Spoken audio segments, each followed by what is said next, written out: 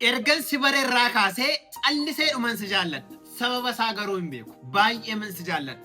Hiriyaa jettan qabdu yoo ta'e maqaa isaa meenshin godhaa yookaan viidiyoo kana sheer godhaafi. Haadhoo ko baay'ee dhuman si jaalladha. Jaalalli ani siif qabu isa haalota irratti hundaa'e miti. Baay'ee akkan si jaalladha akka beektuun barbaada.